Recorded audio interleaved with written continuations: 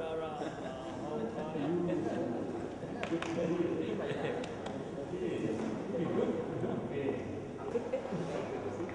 very interesting. You are most welcome to the discussion.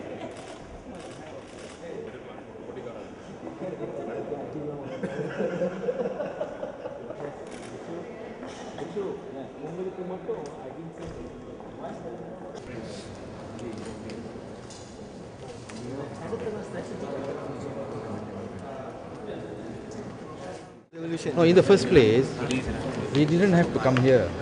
I, as an MP, hold the Speaker of Parliament responsible. Because the Speaker of Parliament is the one who should ensure that parliamentarians are treated equally. Treated equally from whichever side you are, Barisan or opposition. You must be treated equally because you are elected by the people, not appointed. So if the Barisan MP gets so much as allocation, why am I not getting? Why didn't you name the speaker as No. The speaker says it is not his decision. But what I am saying is the speaker should direct the executive, whereby the Prime Minister is the chair, to give all MPs equal treatment, and that includes allocation, constituency allocation and funds.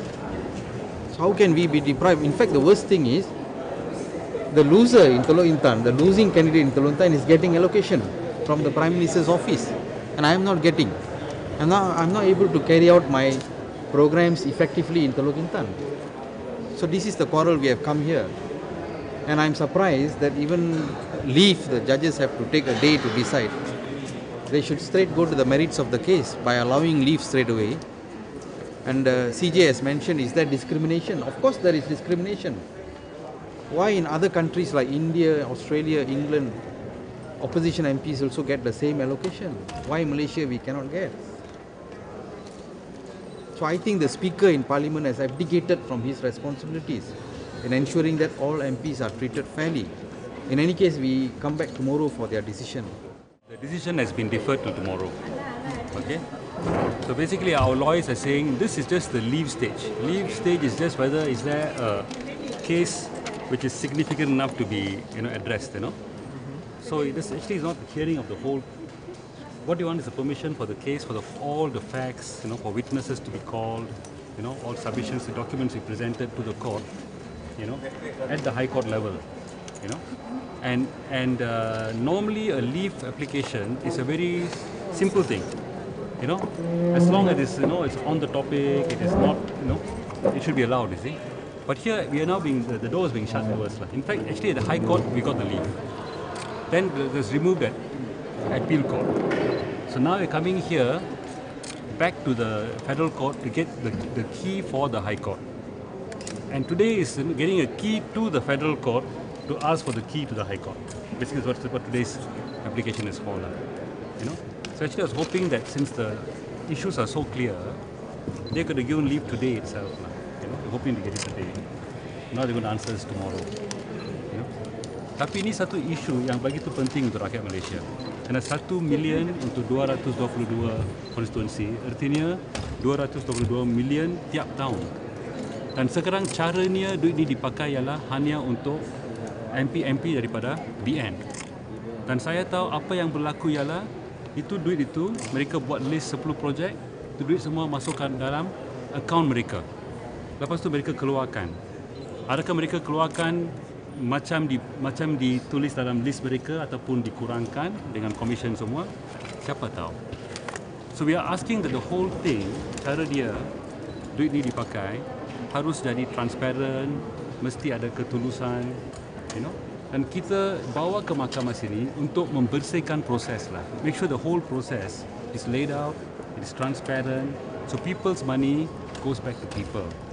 And it's not eaten up by BN politicians and their cronies. And we're hoping the courts will play their role. So kita pastikan sistem duit ini, dana ini dana rakyat. And tiap tahun 222 million kali 5 untuk one session of parliament is $1 billion.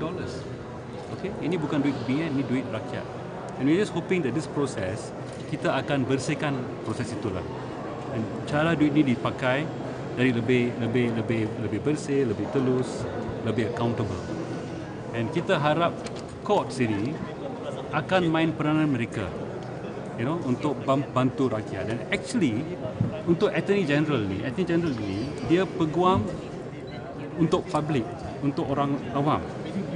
And dia mesti jika dia buat kerja dia dengan betul, dia mesti bantu lawyer saya bawa isu ini ke depan untuk dibincang, untuk membuat syarat-syarat yang lebih baik untuk rakyat. Not untuk cover up apa yang sedang dibuat oleh kerajaan sekarang. So actually peranan Attorney General dalam kes ini amat mengkecewakan lah. He's a public prosecutor. He's supposed to defend the public, the rakyat, and not to defend government misconduct, Tapi sekarang dia mau, cover up untuk kerajaan. Nampaknya macam itulah. So we harap sekarang Federal Court akan buat keputusan yang betul lah, yang jujur lah. So we see tomorrow. What do you mean by the account? The money back into the account? Whose account is that? Okay, sekarang apa dia buat? Jika saya seorang YB daripada BN, I buat list project lah. I nak bantu di surau, nak bantu di sekolah, saya nak bantu di station. I buat list 10 item, I pergi beri pada office, I minta 100,000 ringgit. Itu akan mari ke akaun saya. Lepas itu saya keluarkan atas cek saya kepada sekolah-sekolah dan kesatuan-kesatuan tersebutlah. Ini saya buat dekat office saya lah. So you say that the YB private account or it could be the private account or could be the constituency, his office account. Itu yang sedang dilakukan. Kerana sekarang antara apa yang diminta oleh saya ialah dalam 4 tahun yang lalu 4 million itu di Sungai Siput diberi pada siapa? I want to list which projects, which associations, which suraus, which temples, which schools, siapa dapat apa. Tell us. Then I want to check balik and tengok adakah betul-betul dia sampai kepada sekolah itu ke surau itu ke kampung itu ke, ataupun adakah dia termakan along the way, That's what I want to find out. That's one of the things I'm asking for. Dan mungkin inilah sebabnya mereka tidak boleh membenarkan saya menang. Karena jika ini keluar, it's a big issue. It's a big issue. Karena mereka ada katakan, like in Sungai Siput, bila saya kata tadi di parlimen, kenapa you mangsakan orang Sungai Siput? Kerana dia pilih seorang pembangkang, you mangsakan. Dia kata tak, duit itu masih sampai orang Sungai Siput, tapi melalui line-line saluran. So they said, nothing goes through me, it goes through BN component parties lah. So now I want to asking them is, how was the money spent? Which groups you gave it to? And now to go back and check, adakah betul-betul mereka terima duit macam dikatakan oleh daripada ICU? Maybe I just wish to confirm. Just now, Dato' Ambika in her submission said that this practice started since 1975. 75, yeah. Okay. 75. That's when they began this fund. So 30 over years, Yeah. 33 years. Actually fund ini boleh dipakai untuk memupuk demokrasi di kalangan rakyat. The 1 million comes, we can have meeting with the people, kita boleh buat bincangan, tengok ni duit dipakai macam mana kita nak pakai duit ini. Kita boleh buat satu keputusan dengan rakyat di situ. Ini akan memupuk participation, penglibatan rakyat, dalam macam mana ini fund diuruskan. You can do a lot of this fund. But the way it's being done now is hopeless. It never once the fund never once go to the opposition. Never. Never. Or hardly, never to me.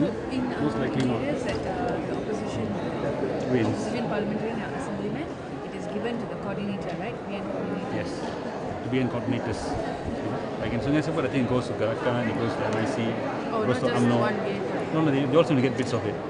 So I do not know, how much which person gets, how they're spending the money, There's no list. Actually, at the very least, if you go through court, maybe they can say at the very least, make a list. Tiap tahun, 1 million, macam mana dipakai, itu dipaparkan atas notice board di Sungai Siput Land Office. And everyone knows how the money was spent. Some form of transparency. Some form, minimum transparency, Itu pun mereka tak nak buat. So actually it's not the issue only of me getting money lah. It's an issue of how the whole process of how public funds disalahguna, tak ada accountability.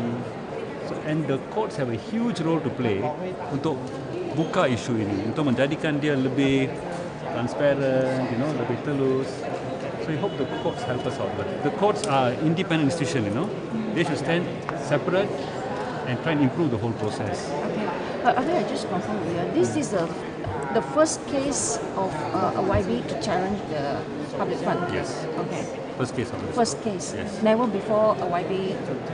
Never before. Okay.